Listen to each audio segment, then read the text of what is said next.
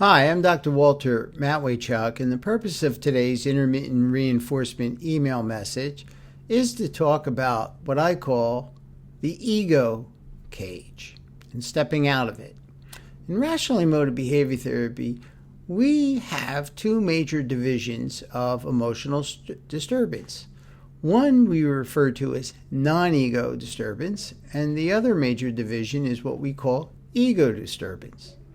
In today's email, I talk about the attitudes that underpin ego disturbance and how they trap us in self-defeating and unhealthy emotions like shame, guilt, depression, anxiety, unhealthy jealousy, unhealthy envy, and even anger.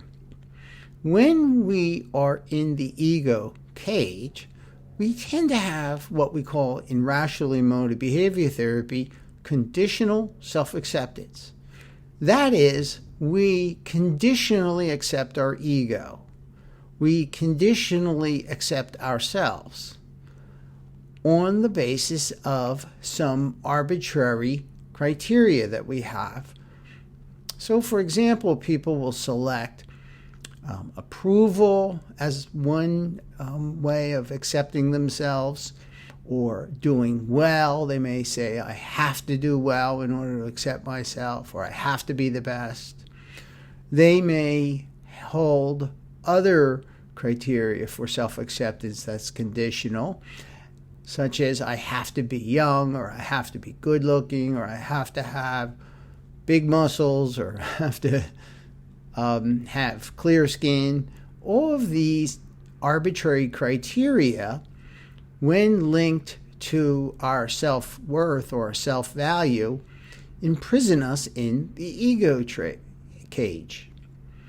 What we encourage you to do is see that you have a perfect right to desire certain characteristics, to desire good performance, to desire approval, but it's in your best interest to not think in an invalid way and put yourself in the ego cage with conditional self-acceptance.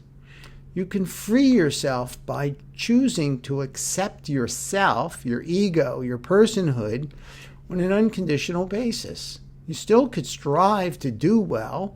You could strive to gain approval, but you do not make it a precondition for you accepting yourself. And thereby you free yourself. You allow yourself to do things that you want to do rather than to live your life to prove yourself. So in rational emotive behavior therapy, we encourage you to abolish your ego in order to give up unhealthy negative emotions. By doing so, you will free yourself from the ego cage and then live your life to enjoy yourself rather than to prove yourself.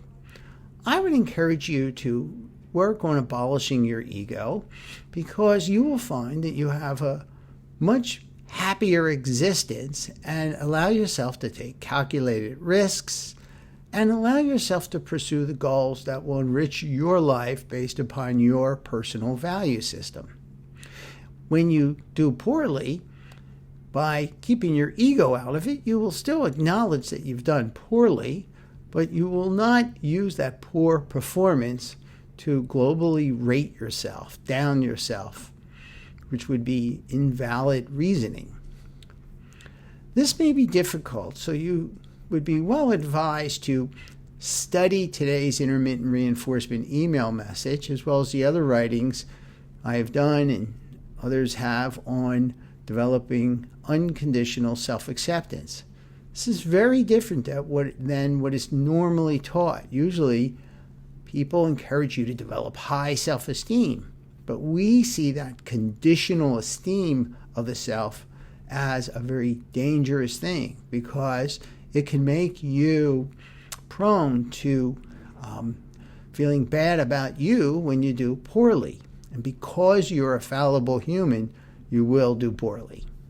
So study today's intermittent reinforcement email message, and also attend my weekly Saturday Zoom conversation hour.